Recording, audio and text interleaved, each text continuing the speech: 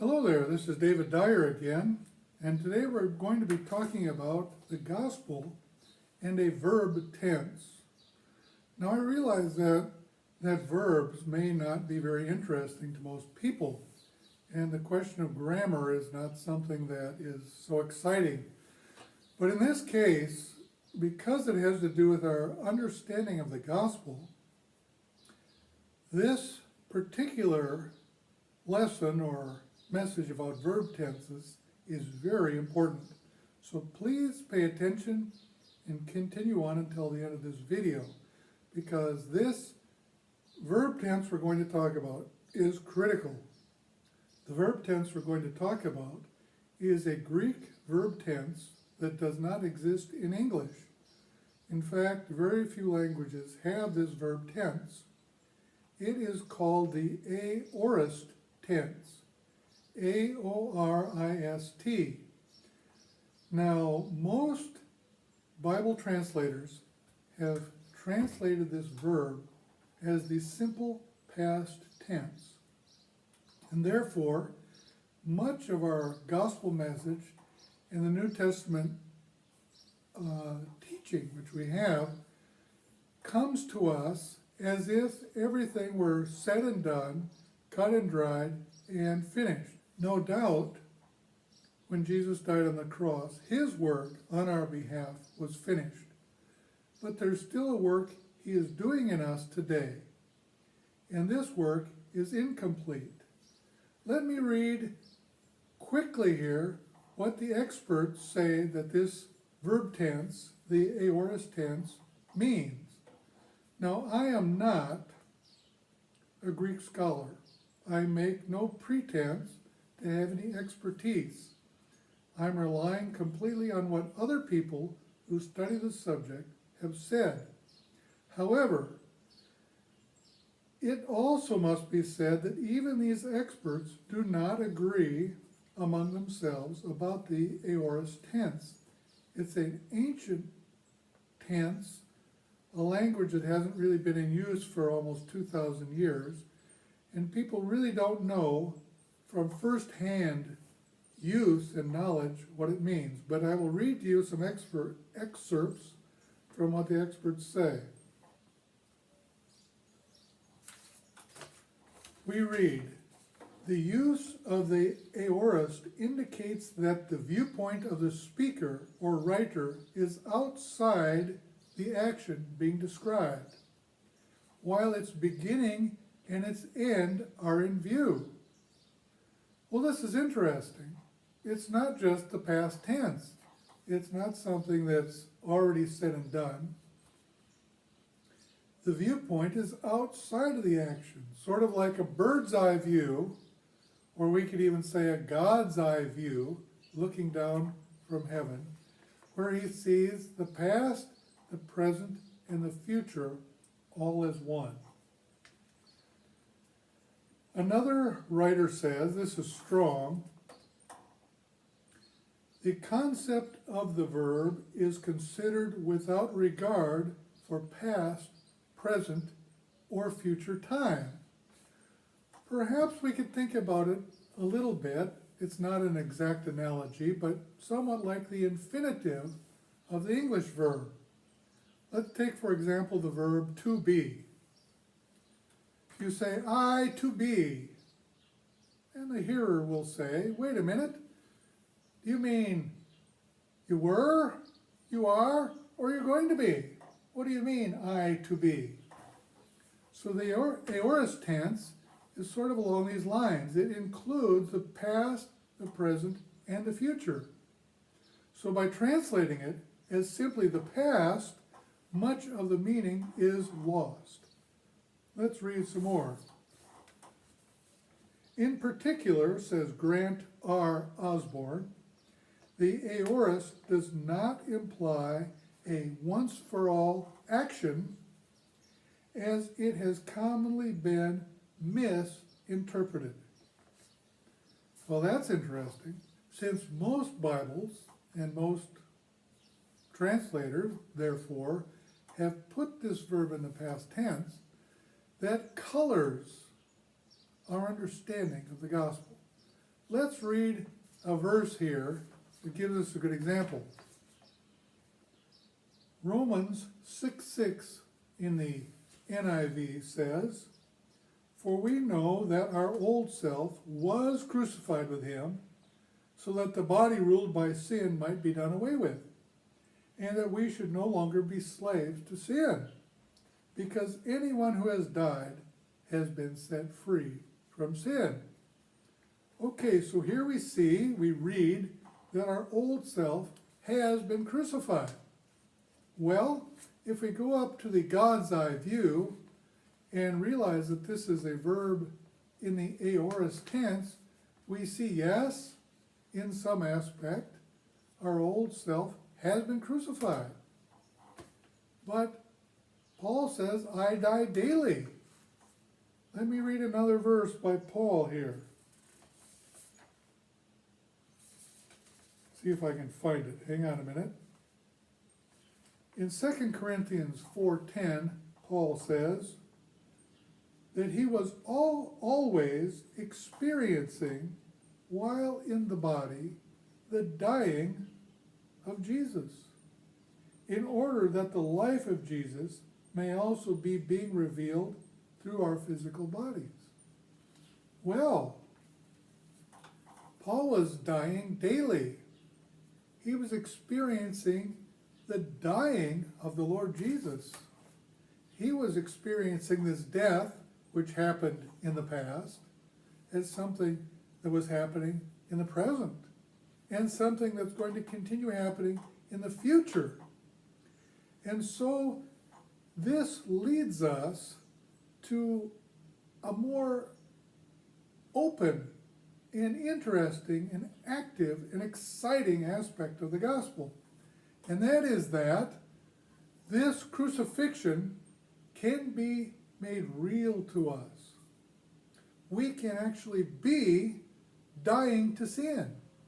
We can be being liberated. Now, in my translation of the New Testament, I also was confronted with how to translate this verb, because we don't have anything like it in the English, and the translator wants to be correct. You don't want to give a false impression or a false translation. But my reasoning was, the past, Jesus' death and our death with him, is quite clear from many scriptures. What is not clear, because of translating the aorist verb merely in the simple past tense, is that there is a present day experience of this crucifixion. Now this is important because ancient Greek does have a past tense. And if the writers were intending to tell us, to convey the idea that all this was in the past, they would have used the past tense. But instead, they used the aorist tense, the God's eye view tense, which tells us there's something more than just past. There's something present and even something future for us to look for, to hope for, to walk in, to experience, and to live. And this is the exciting part of the gospel. Let me read this verse we just read in another version, Romans 6:6. We know this, that our old man is being crucified with him, so that sin in its entirety could be rendered inoperative, in order that we would no longer be in slavery to sin. For he who is dying is being freed from sin. Now to me, this combines with our experience.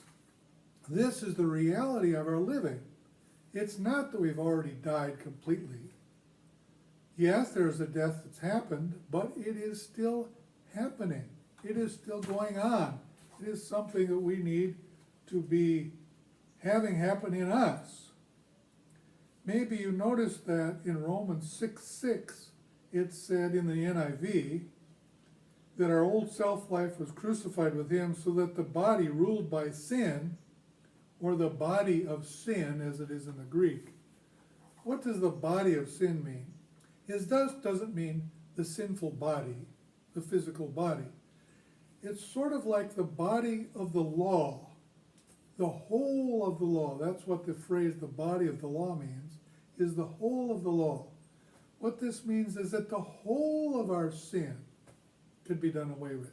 The whole of our sin could be put to death, not just the sinful body, because this death with Christ isn't really a physical death at all. It's a death of our self-life or our soul life. And so we see that this is an ongoing process, something that started in the past, even before we were born, with the death of Jesus, is continuing on as we walk with the Lord today, and will continue in the future. Let's read a little more. For as we become united together with him in the form of his death, to that same degree we will also be like him in his resurrection. Wow. This shows us that this death with Christ, the experience of that death, has future implications. It's really important, because as we're conformed to his death, being made into the likeness of his death, that is going to affect what we're like in the resurrection. And what are we going to be like? We're going to be glorified with Jesus. We're going to be shining like the sun in the kingdom of our Father. That's what Jesus teaches us.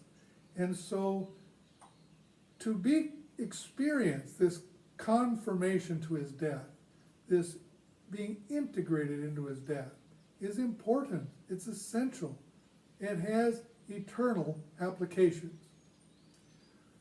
So to conclude, or to finish up here, we have to realize that many of the verses in the New Testament, which are transmitted to us as a simple past tense, are actually the aorist tense, and do not mean something that is said and done and already finished.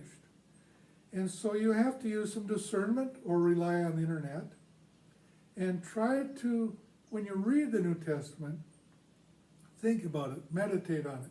Could it be that this verse is really written in the aorist tense?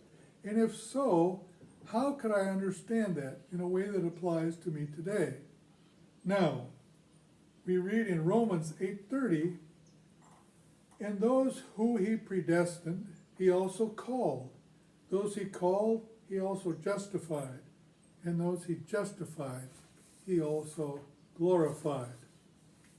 Well, let's read that in another translation, taking into account the possibility of the aorist tense not being just the past. And who he predetermined, those he also calls. And whom he calls, those he also makes righteous. And whom he makes righteous, those he also glorifies. Using the simple past tense of the Greek, the way it is brought to us in most of the translations of the scriptures, we're already sanctified, we're already crucified, we're already justified, we're already circumcised, and we're already glorified. Now, can that be true? Take a close look here at this guy speaking to you.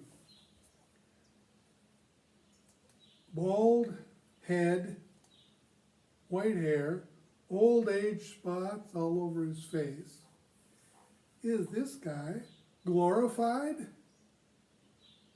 When we see Jesus glorified, his hair was white, I admit that, but his face was shining like the sun in its full strength.